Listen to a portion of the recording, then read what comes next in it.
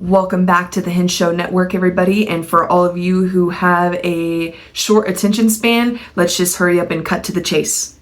Have you heard of Project Taurus? If you haven't, well, it is an AI data center that is coming near Garden of the Gods, which is obviously a beautiful place. A lot of people like to go tour there and take pictures. It's lovely, it's quiet and peaceful. But the AI data center is quite close to that. And as you can see in this image here, that the sound can radiate, and including the light can just radiate and do light pollution and sound pollution for who knows how far away. I honestly am unsure of that with an AI data center like that, because honestly, we are all just now learning new things about these AI data centers and how bad they are for us.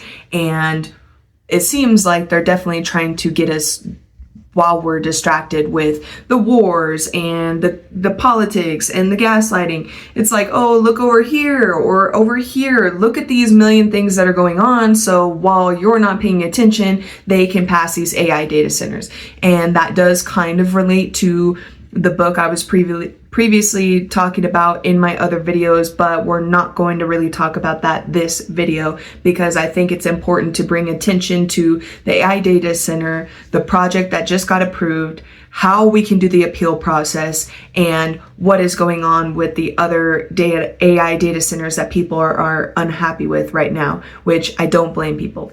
So even though all of this is annoying and seems like it just takes too much time out of your day, it is still possible to do something. For example, people who live within 3 miles of the AI data center, the proposed AI data center, the Project Taurus, which you can see here on the development tracker website on colorado.gov. This shows you the case number, and then it says in review, because it's going to go to the appeals process and it needs multiple people to appeal it. And if you're within 3 miles, you can appeal. But you know, the crazier part is that they charge you for it.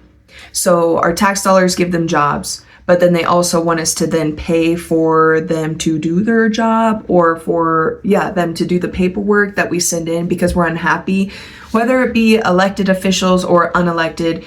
That is actually what I'm trying to figure out, is who signed off on the approval. That way we can be aware. I have seen news about a guy named Daniel Saxton, and I was unsure about this Daniel individual being involved, but I then emailed myself because, again, I want to be someone who's involved and not just sitting here behind the screen, not trying to do anything to make change myself. So I emailed the 3 emails that I could find related to the planning department. I got a reply, and I will show that reply here.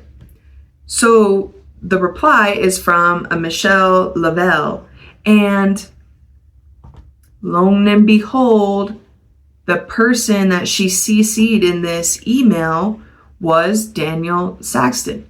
So it made me think maybe the word of mouth I was seeing on Facebook posts were true. The reason I was even sending this email in the first place is because there is this way you can access public documents through what is called CORA. It is the Colorado Open Records Act, and as long as it is involving public records or government, you're able to get it, kind of like the FOIAs, which I'll get to in another future video because I wanted to explain how that can be done.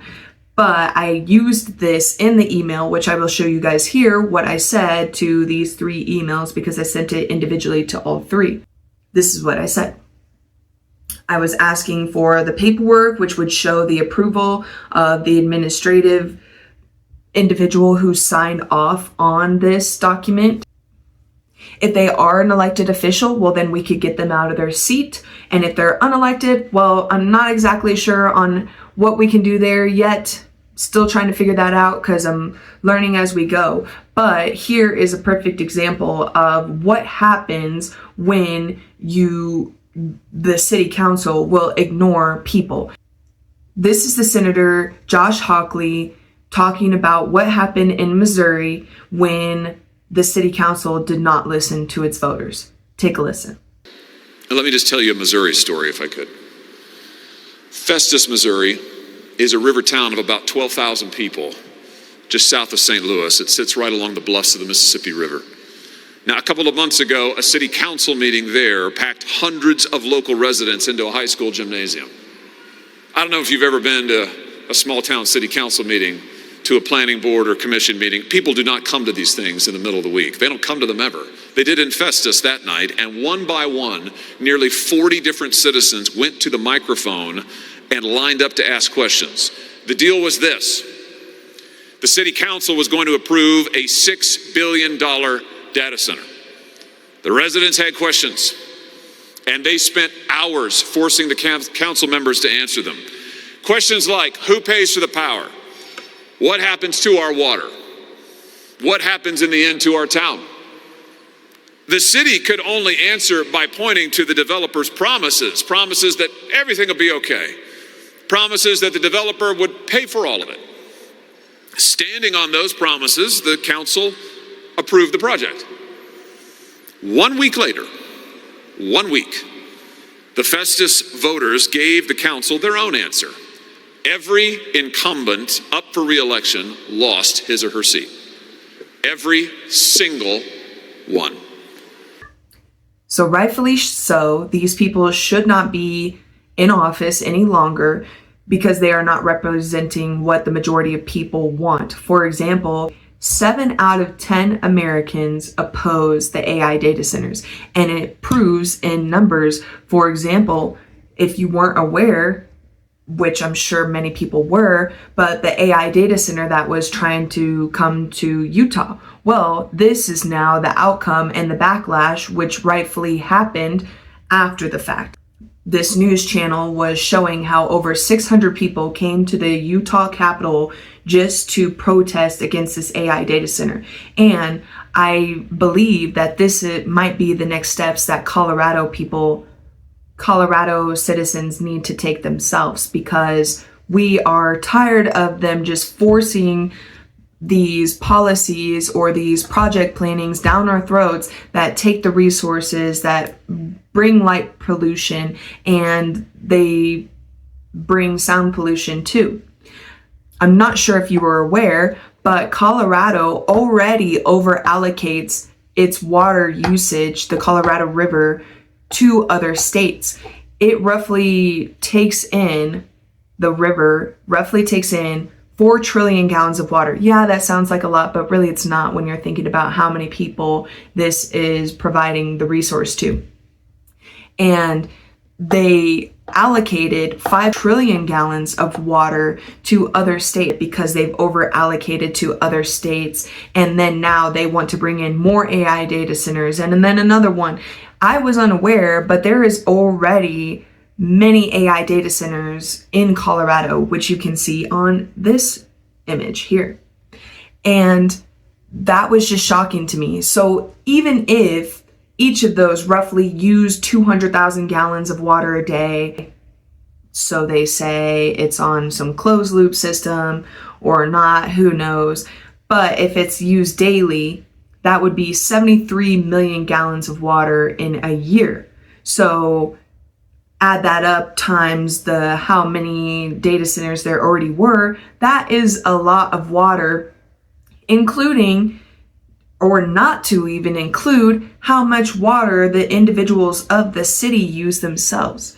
So this is a pressing issue, and we should appeal it. So individuals who are located within 3 miles of that data center or proposed data center site should appeal. There has actually been a page where they did door knocking and are trying to get people to appeal within that neighborhood so that we can push back. However, I would say the next proposed idea is to go to the Capitol in Denver. This is the address for it, and actually do what Utah individual citizens are doing.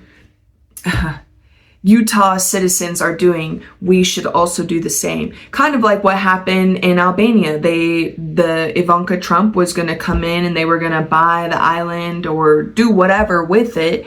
and probably build some amazing towers and act like the island or didn't already have people in it, which I referenced to in the last video. But then now it is kind of the same thing. We can fight back.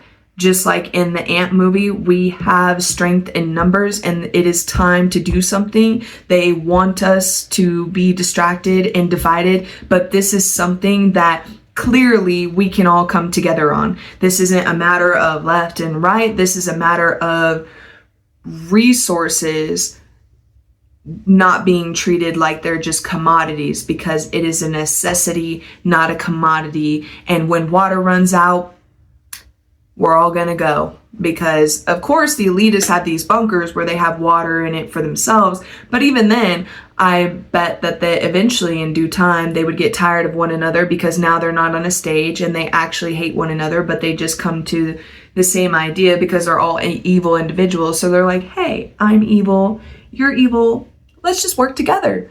And that's what I think happens. So I hope that you find this video informative. I hope that you actually do something about it.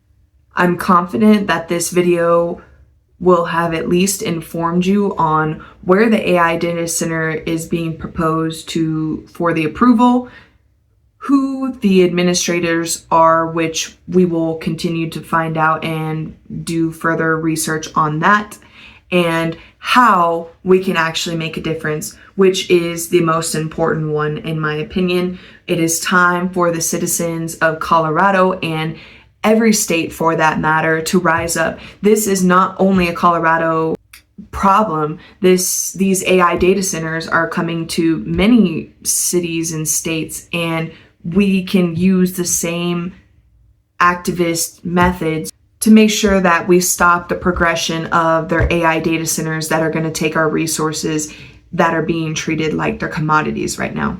I hope this was productive, that you got something out of it. If you did, hit the like button. Thank you again for joining me, and let's get active together, not just here in Colorado. This is for all of you. Thank you all for joining the HenShow Network. Bye, everybody. It's automatic. When it can't hit the screen, see the static.